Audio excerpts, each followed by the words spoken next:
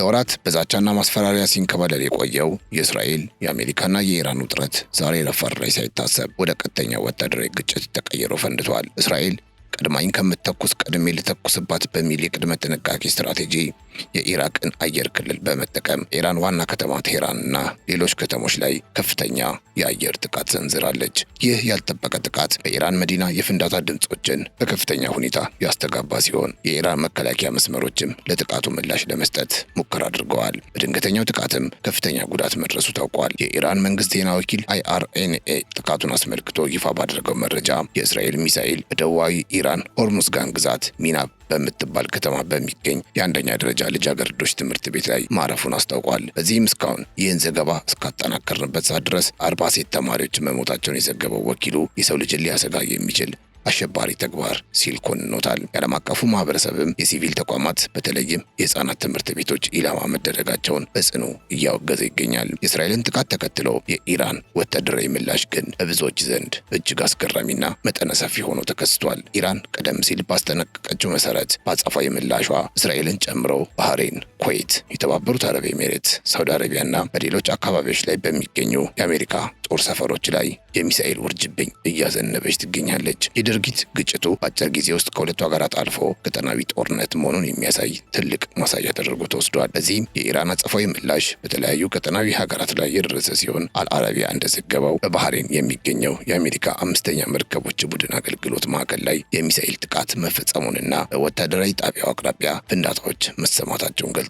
በተያያዘም አልጀዚራ በኳታር የአየር ክልል ላይ የኢራን ሚሳኤል ተመቶ መውደቁን የዘገበ ሲሆን እስራኤል በኩል በተለያዩ ቦታዎች ፍንዳታዎች መከሰታቸው ታውቋል። እስራኤል በኢራን እየተኮሱ ያሉ የማያባሩ ሚሳኤሎችን በቻለችው አቅም መታ ለመጣል እየሞከረች መሆኗን የሀገሯ ሚዲያ ቻናል 12 ዘግቧል። በሌላ በኩል የተባበሩት አረብ ኤሜሬትስ UAE መከላከያ ሚኒስቴር ባወጣው መግለጫ ሀገሪቱ በኢራን የባለስቲክ ሚሳኤሎች ኢላማ መደረጓን አረጋግጧል። በመግለጫው መሰረት በአቡዳቢ በሚገኝ የመኖሪያ አካባቢ ላይ የወደቀው ሚሳኤል መጠነኛ ጉዳት ያደረሰ ሲሆን እስያዊ የሆነ የአንድ ሰው ሕይወት አልፏል። የተባበሩት አረብ ኤሜሬትስ ጥቃቱን በጠንካራ ሁኔታ ያወገዘች ሲሆን ሲቪል ቦታዎችንና መሰረተ ልማቶችን ኢላማ ማድረግ የዜጎችን ደህንነት የሚያሰጋ ድርጊት ነው ስትል ነው የገለጸችው። ታዲያ በኢራን የሚሳኤልና የድሮን ጥቃት ምክንያት በመላው እስራኤል የሚገኙ የሳይረን ወይም የማስጠንቀቂያ ደወሎች ድምጾች ያለማቋረጥ እየተሰሙ በመሆኑ የሀገሪቱ ዜጎች ከፍተኛ ድንጋጤ ውስጥ ወድቀዋል። በዚህም አስቸኳይ ጥበቃ ወደሚደረግላቸው ስፍራዎችና መጠለያዎች እንዲገቡ ተለዋዋጭ መመሪያዎች እየተሰጣቸው ይገኛል። የኢራን አጸፋዊ እርምጃ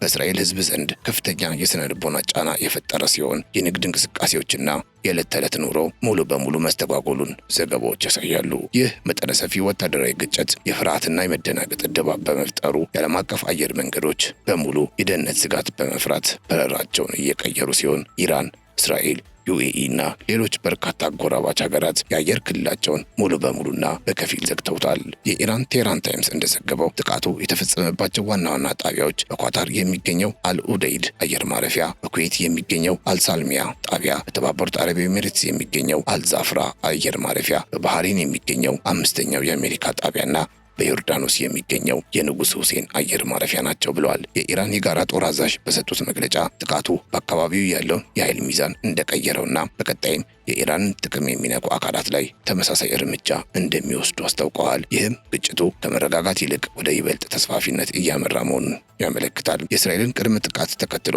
የኢራን ምላሽ የዓለምን የደህንነት ተንታኞች ያስደነገጠ መጠነ ሰፊና አስገራሚ አጸፋዊ እርምጃ ተደርጎ እየተቆጠረ ይገኛል። በተለይም ኢራን በክልሉ በሚገኙ የአሜሪካ ቁልፍ የጦር ሰፈሮች ላይ ያነጣጠረችው የሚሳኤል ውርጅብኝ ከዚህ በፊት ከተለመደው ምላሽ ይልቅ እጅግ የገዘፈና የላቀ ወታደራዊ አቅም ያሳየችበት እንደሆነ ተነግሯል። ይህ አስደንጋጭ ጥቃት የኢራን ሚሳኤሎች በአሜሪካ ጦር ሰፈሮች ውስጥ አልፈው መግባት መቻላቸውን ያረጋገጠ እጅግ ደፋር እርምጃ ነው ተብሏል። በዚህም በአሜሪካ የጦር ሰፈሮች ላይ እየዘነበ ያለው የሚሳኤል ጥቃት ከፍተኛ የሆነ ወታደራዊና የቁሳቁስ ውድመት እያስከተለ እንደሚገኝ የተለያዩ ምንጮች እየጠቆሙ ይገኛሉ። ባህሬን በሚገኘው የ5ኛ መርከቦች ቡድን ማዕከል፣ በኳታር አልኡደይድ አየር ማረፊያና በሌሎችም ወሳኝ ስፍራዎች ላይ እየደረሰ ያለው ምላሽ አሜሪካ በክልሉ ያላትን ወታደራዊ አቅም ለማንቀሳቀስ ከፍተኛ ፈተናን ደቅኖባታል ሲል CBS አስነብቧል። ይህ መጠነ ሰፊ ቀጠናዊ ግጭት የኢራን ወታደራዊ አቅም ብቻ ሳይሆን አጋሮቿም ሙሉ በሙሉ መሳተፋቸውን እያረጋገጡ በመሆኑ ይበልጥ ውስብስብና አደገኛ ምዕራፍ ውስጥ ገብቷል። በየመን የሚገኙት የሁቲ አማጽያን ከኢራን ጎን መቆማቸውን በይፋ በማረጋገጥ ጦርነቱን በይፋ መቀላቀላቸውን አስታውቀዋል። ይህ ማለት ቀጠናው ከሁለት አቅጣጫ የሚመጣ የጋራ ጥቃት ማስተናገድ መጀመሩን የሚያመለክት ሲሆን ሁቲዎችም በስልታዊ የባህር መስመሮችና በቀይ ባህር ላይ ባላቸው ወታደራዊ አቅም በመጠቀም በአሜሪካና በእስራኤል የባህር ኃይል ላይ ያልተጠበቀ ጫና እያሳደሩ ይገኛሉ ተብሏል።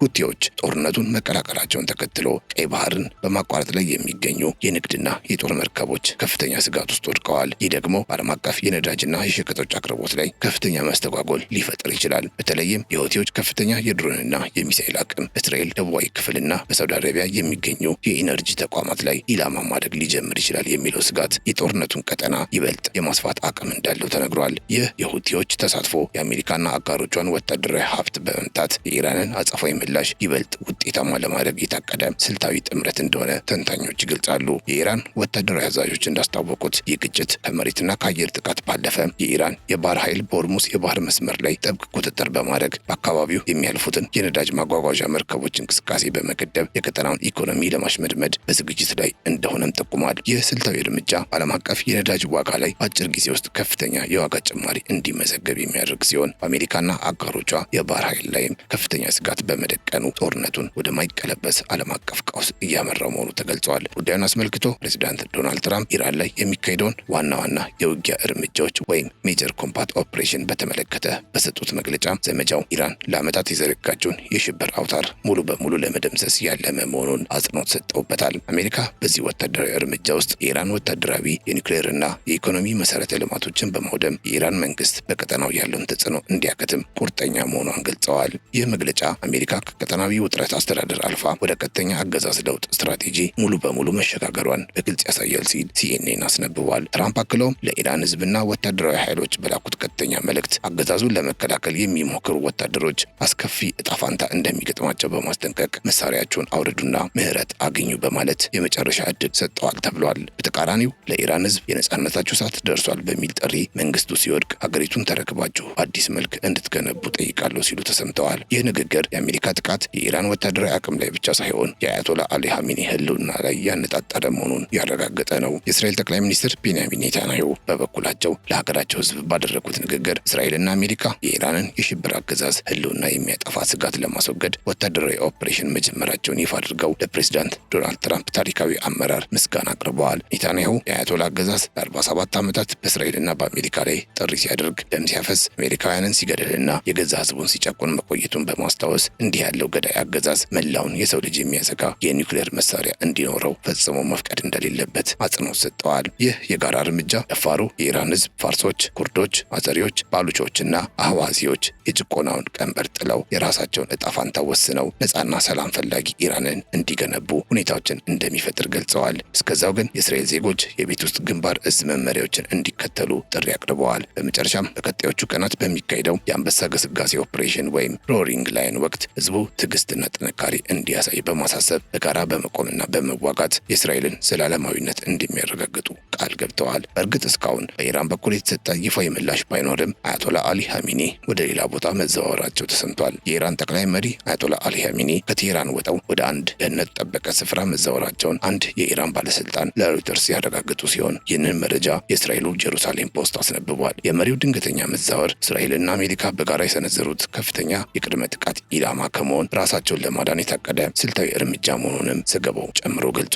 እርግጥ ይህ መረጃ የወጣው ከእስራኤሉ ጀሩሳሌም ፖስት በመሆኑ በሌላ ገለልተኛ ተቋም ማረጋገጥ ያስፈልገዋል። እስካሁን ይህን ዘገባ እስካጠናከርንበት ሰዓት ድረስ ከሌላ የመረጃ ምንጭ ማግኘት አልቻልንም። እስራኤልና አሜሪካ በኢራን ላይ የተፈጸመውን ወታደራዊ ጥቃት ተከትሎ የዓለም አቀፉ ማህበረሰብ የተለያየ ምላሽ እየሰጠ ይገኛል። በዚህ መሰረት የቤልጅየሙ የውጭ ጉዳይ ሚኒስትር ማክሲም ፕሪቮት የኢራን ህዝብ በመንግስታቸው ውሳኔ ዋጋ መክፈል የለባቸውም ሲሉ ስጋታቸውን በመግለጽ ዲፕሎማሲያዊ ጥረቶች ቀደም ብለው ወደ መፍትሄ ባለማምራታቸው በጥልቅ መጸጸታቸውን ገልጸዋል። በተመሳሳይ የኖርዌዩ የውጭ ጉዳይ ሚኒስትር ኤስፒን ባርስ ጥቃቱ በእስራኤል በኩል እንደ ቅድመ ጥቃት ቢገለጽም ከዓለም አቀፍ ህግ ጋር የማይጣጣም መሆኑን በማስገንዘብ ቅድመ ጥቃቶች ፈጣንና ቅርብ የሆነ ስጋትን እንደሚጠይቁ በመጠቆም ድርጊቱን ወቅሰዋል። በሌላ በኩል የፓኪስታኑ የውጭ ጉዳይ ሚኒስትር ኢሻቅ ዳር በኢራን ላይ የተፈጸመውን ያለአግባብ ጥቃት በጥብቅ በማውገዝ ቀውሱን በሰላማዊና በተደራዳሪ መፍትሄ ለመፍታት ዲፕሎማሲው በአስቸኳይ እንዲቀጥል ጥሪ አቅርበዋል። ሩሲያ በበኩሏ የሩሲያ የውጭ ጉዳይ ሚኒስትር ባወጣው መግለጫ አሜሪካና እስራኤል በኢራን ላይ የከፈቱትን ወታደራዊ ጥቃት በአስቸኳይ እንዲያቆሙ በመጠየቅ ሁኔታው ወደ ቀድሞው የፖለቲካዊና ዲፕሎማሲያዊ መፍትሄ መንገድ መመለስ እንዳለበት አሳስበዋል። አክለውም ዓለም አቀፉ ማህበረሰብ ቀጠናውን ይበልጥ ወደ አለመረጋጋት የሚመራውንና ኃላፊነት የጎደለው ብለው የጠሩትን ይህን ተግባር በገለልተኝነት እንዲገመግሙ ጥሪ አቅርበዋል። በተጨማሪም ሩሲያ በዓለም አቀፍ ሕግ በመከባበርና የፍላጎቶች ሚዛንን መሰረት ባደረገ መልኩ ሰላማዊ መፍትሄዎችን ለመፈለግ የምታደርገውን ጥረት ለመቀጠል ዝግጁ መሆኗን ገልጻለች። ይህ በኢራን ላይ እየተካሄደ ያለው የተቀናጀ ወታደራዊ ዘመቻ በአሜሪካና እስራኤል የይሁዳ ጋሻ ወይም ሺልድ ኦፍ ጁዳህ ተብሎ የተሰየመ ሲሆን ግቡም የኢራንን ወታደራዊ አቅም ሙሉ በሙሉ በማምከን አገዛዙን ማዳከም እንደሆነ ተገልጿል። ስሙ እንደሚያመለክተው ይህ ኦፕሬሽን እስራኤልን ከኢራን ቀጥተኛ ስጋት ለመከላከል የተነደፈ መጠነ ሰፊ ወታደራዊ እርምጃ ነው። በተለይም የኢራንን የባለስቲክ ሚሳኤል ማምረቻ ማዕከላት፣ የድሮን ጣቢያዎችና የኒውክሌር ተቋማትን በማጥፋት ላይ ያተኮረ በመሆኑ በቀጠናው እስካሁን ታይቶ የማይታወቅ አጥፊ ኃይል ሊኖረው እንደሚችል የደህንነት ተንታኞች ይገምታሉ። የይሁዳ ጋሻ ኦፕሬሽን ኢራንና እስራኤል 12 ቀናት በፊት ካደረጉት ቀጥተኛ ግጭት እጅግ የከፋና ተስፋፊ እንደሚሆን ይገመታል። ምክንያቱም አሁን ያለው ጥቃት አሜሪካን በቀጥታ ያካተተ ከመሆኑ በላይ ኢራን ምላሽ ለመስጠት ያላትን አቅም ሙሉ በሙሉ ለማጥፋት ያለመ ነው። ከ12 ቀኑ ግጭት በተለየ አሁን በአሜሪካ ድጋፍ የሚካሄደው ጥቃት በኢራን ውስጥ ያሉ የሲቪል መሰረተ ልማቶችንና የኢኮኖሚ ማዕከላትን ጭምር ሊያጠቃ ስለሚችል ቀጠናዊውን የኢኮኖሚ ቀውስ ወደማይቀለበስ ደረጃ ሊያደርሰው ይችላል። ይህ ግጭት የረጅም ጊዜ መዋቅራዊ ለውጥን የሚያመጣ በመሆኑ ቀደም ካሉት ግጭቶች በላቀ ሁኔታ የኃይል ሚዛኑን ሊቀይር ይችላል ተብሎ ይታመንበታል። በጥቅሉ የኢራን ወታደራዊ ምላሽ በብዙዎች ዘንድ አስገራሚ በሆነ ሁኔታ ቀጠናዊ ሀገራት ላይ ባሉ የአሜሪካ የጦር ሰፈሮች ላይ አደገኛና ያልታሰበ የሚሳኤል ውርጅብኝ ማዝነቡ ግጭቱ በአጭር ጊዜ ውስጥ ወደ ቀጠናዊ ጦርነት መሸጋገሩን ማሳየቱ ተገልጿል። በተለይም በባህሬን የሚገኘው የአሜሪካ አምስተኛ መርከቦች ቡድን በኳታር አልኡደይድ እና በተባበሩት አረብ ኤሚሬትስ የሚገኙ የአየር ማረፊያዎች ላይ የተፈጸመው ጥቃት አሜሪካ በክልሉ ያላትን ወታደራዊ አቅም ለማንቀሳቀስ እየተቸገረች መሆኑ ተመልክቷል። የኢራን ጥቃት በአሜሪካ የጦር ሰፈሮች ውስጥ አልፎ መግባቱ የኢራን አጸፋዊ እርምጃ እጅግ የገዘፈ ወታደራዊ አቅም የታየበት ደፋር እርምጃ መሆኑን ያረጋገጠ ሲሆን የሁቲዎች በየመን በኩል ጦርነቱን መቀላቀል ቀጠናውን ከሁለት አቅጣጫ የሚመጣ የጋራ ጥቃት እንዲያስተናግድ ማድረጉ ተጠቅሷል። በሌላ በኩል በአሜሪካ የምታገዘው እስራኤል የኢራንን አገዛዝ ህልውና የሚያጠፋ ስጋት ለማስወገድ የይሁዳ ጋሻ የተሰኘውን የተቀናጀ ወታደራዊ ዘመቻ በአየርና በባህር ተጠናክሮ እንደሚቀጥል ኔታንያሁ ማረጋገጣቸው ተጠቁሟል። ይህ ዘመቻ የኢራንን ወታደራዊ አቅም፣ የኒውክሌርና የኢኮኖሚ መሰረተ ልማቶችን ሙሉ በሙሉ በማምከን አገዛዙን ለማዳከም ያለመ ነው። አሜሪካ ከቀጠናዊ ውጥረት አስተዳደር አልፋ ወደ ቀጥተኛ አገዛዝ ለውጥ ስትራቴጂ ሙሉ በሙሉ መሸጋገሯን ያስታወቀች ሲሆን ቀጣይ እርምጃዋም የኢራን አገዛዝ እንዲያከትም ቁርጠኛ መሆኗንና የኢራንን ወታደራዊ አቅምና አጋሮቿን በማዳከም ግጭቱ የኢራን ጥቅም የሚነኩ አካላት ላይ ተመሳሳይ እርምጃ እንደሚወስድ ተመልክቷል። የተከበራችሁ የገበያ ሚዲያ ቤተሰቦቻችን አብራችሁን ስለነበራችሁ እጅግ እናመሰግናለን። ሀሳብ አስተያየታችሁን አካፍሉን። በያላችሁበት ሰላም